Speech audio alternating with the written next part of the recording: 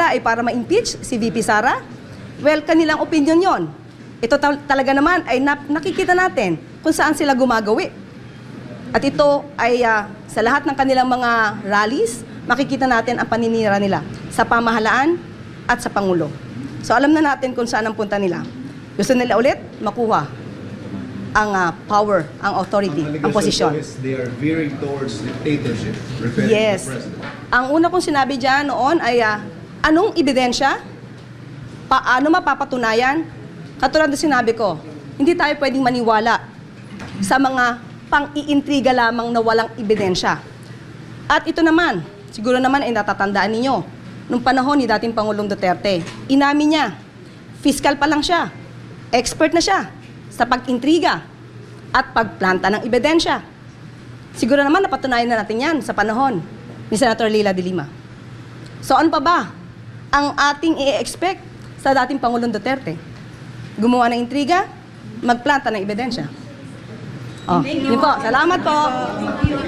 Just a clarification. So, ibig sabihin, hands-off si Presidente doon sa gold reserves kasi PRRD mentioned or is accusing the Marcos family of stealing and selling the country's gold. Just so it's clear. Okay. Hindi pa to campaign joke ulit ni dating Pangulong Duterte? Hindi ba tayo nasanay dun sa jet ski promise niya? Na nung naniwala tayo halos sa mga sumuporta sa kanya, tinawag tayong stupid. So pag naniwala ba tayo ulit sa sinasabi niyang ito, baka mapagkamalan niya tayo ulit at tawagin tayong stupid. But anyway, we will take this seriously. Para naman hindi magkaroon ng fake news, lalo na doon sa mga taong nakikinig sa kanya at maaaring naniniwala pa. Itong issue na to, October 2024, nasagot na ito.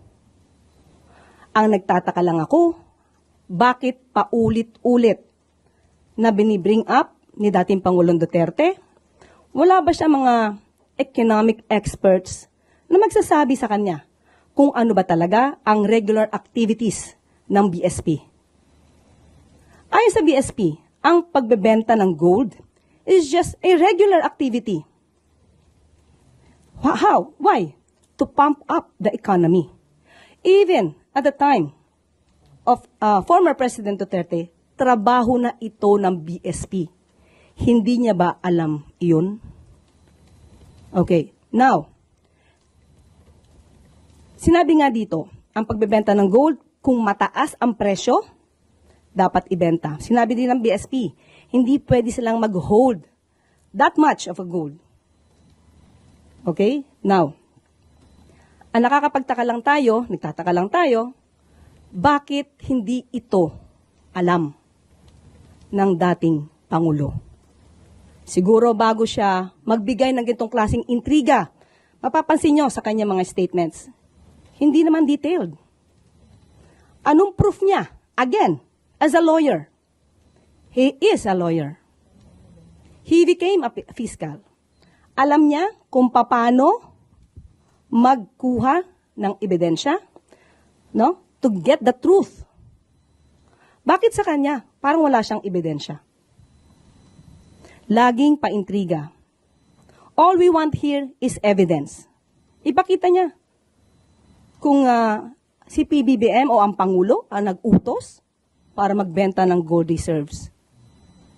Samantalang sinabi rin ng BSP, solely and manage ito. No? Solely managed by the BSP. So paano magkakaroon dito ng hand or pakikialam ang Pangulo?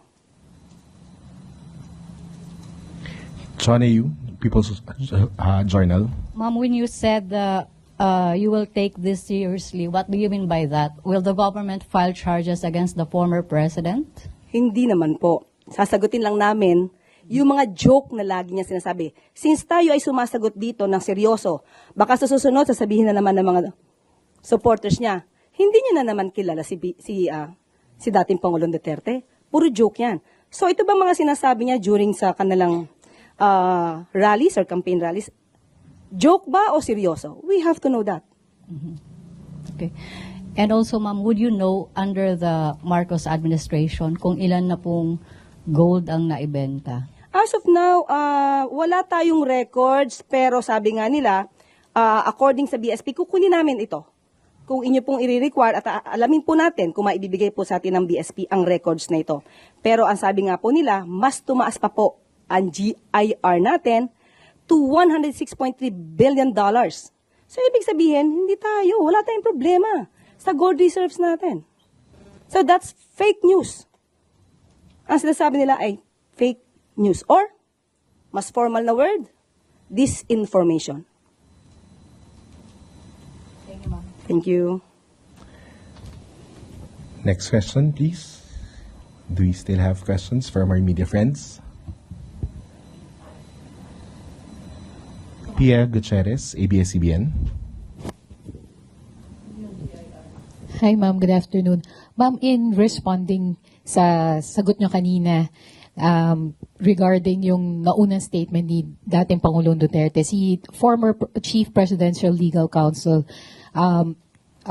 Attorney Salvador Panelo said that it's actually the government, the Duterte the Marcos administration that's the biggest spreader of fake news.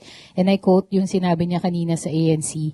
It's funny because it's the government, the huge corporation of fake news. For instance, when the police assaulted the KOJC, they were saying the police were not armed.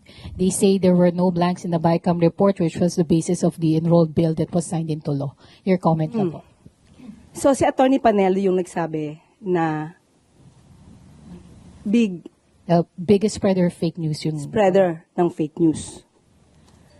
Unang-una, ang usapan dito ay about the gold reserves. Bakit kailangan baguhin? Nagda-divert ba sila? Yung issue tungkol sa KOJC, nasa korte na to. Kung meron mang kasuhan dito, sa korte ito.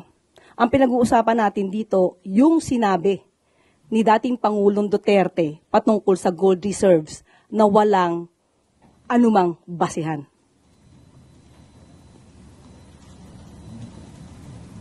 Thank you, Yusek. Do you have more questions from MPC? Ray Pardilla, PTV4. Good afternoon po, Attorney. Sa Mandaue rin po sinabi po ni former President Duterte na bumalik na po yung droga sa Davao, Cebu, and Manila. Marami na rin mga tambay ang na-hold up at mga nasasaksak. Reaction po dito. Davao, including Davao City? Oh, okay. Kung Davao City pinag-uusapan natin, sino ba ang mayor ng Davao City? Hindi ba yung anak niya? Si Mayor Baste Duterte. So, ang ibig bang sabihin nun, napaka-inefficient ng anak niya? Again, ulitin natin, nasaan ang data patungkol rito? At tandaan natin, nung panahon niya, at least ngayon may record kung may namamatay, nung panahon niya, menong bang nare-record doon sa mga biglang nawawalang mga tao? Tanong lang natin yon. So, dapat yun siguro, alamin din niya. Pero as of now, sabi nga natin, anak niya ang namumuno sa Davao City. Bakit ganun ang kanyang lungsod? Ivan Medina, GMA7. Yusek, kakapanumpa niyo pa lamang po ngayong araw na ito as Undersecretary and Palace Press Officer. And you come out with guns blazing. Ito na ho ba ang magiging communication stance ng Administrasyong Marcos starting today? Siguro ganito lang po talaga ako. When it's for the truth, ilalaban natin yan. Wala tayong, hindi tayo magsasagwa ng anumang fake news. Basta kaya maalab ang damdamin natin sa pasasalita is because we know we are fighting for the truth. Do you think it has come to a point that the administration needs to take this, firmer stance against fake news because it has already gone to worrisome levels? Yes, we have to fight for that. We have to fight against fake news. Otherwise, yung mga tao na naniniwala sa kanila, maiiba ang isip nila. Maiiba ang diskarte nila. It is our obligation, especially tayo, mga taga-media. Dapat nating iparating sa taong bayan, ano ba ang katotohanan. Iwasan natin yung mga intriga na walang basihan. As of now, kasi puro intriga eh. Puro intriga ang pinapasok sa utak natin.